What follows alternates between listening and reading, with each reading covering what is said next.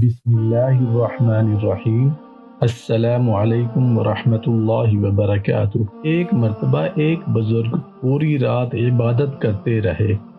آخر شب میں جب دعا کے لیے ہاتھ اٹھائے تو کان میں یہ آواز آئی کہ ہمارے دربار میں تمہاری دعا قبول نہیں ہے، چاہے ذلت کے ساتھ نکل جاؤ، چاہے آہذاری کے ساتھ پڑے رہو۔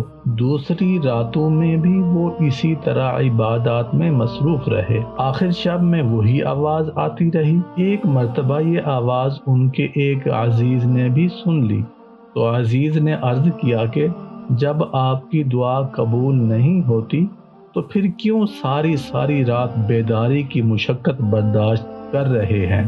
جاؤ پڑھ کر سو جاؤ۔ تو اس بزرگ نے جواب میں ارشاد فرمایا کہ بیٹے، اس در کے علاوہ کوئی اور در ہوتا تو میں وہاں جا کر رو دھو کر دعا کر لیتا، مگر در اور چوکھٹ تو صرف ایک ہی ہے، ملے گا تو یہیں سے ملے گا، اس لیے اس در کو چھوڑ کر تو میں کہیں جا نہیں سکتا، اس لیے چاہے وہ میری دعا قبول فرمائیں یا نہ فرمائیں، مجھے تو اسی در اور چوکھٹ پر پڑے رہنا ہے۔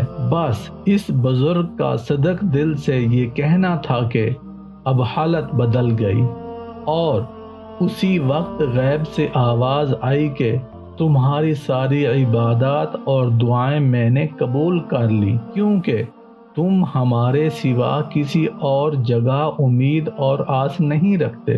میرے دوستوں، بھائیوں، بزرگوں، ماؤں، بہنوں، بیٹیوں، ہم دعا تو کرتے ہیں لیکن صدق دل سے دعا نہیں کرتے۔ ہم جو بھی دعا کریں ہمارے دل میں یہ یقین ہو کہ اللہ تعالی ہماری دعا کو سن رہے ہیں اور ہماری دعا قبول ہوگی، اور ہماری دعا کو قبول کرنے والا صرف اللہ ہے، ہماری ضرورتوں کو پورا کرنے والا اللہ ہے۔ ایک ہی جگہ ہے اور ایک ہی ذات ہے، ایک ہی در ہے جہاں سے ہماری ہر دعا، ہماری ہر حاجت پوری ہو سکتی ہے۔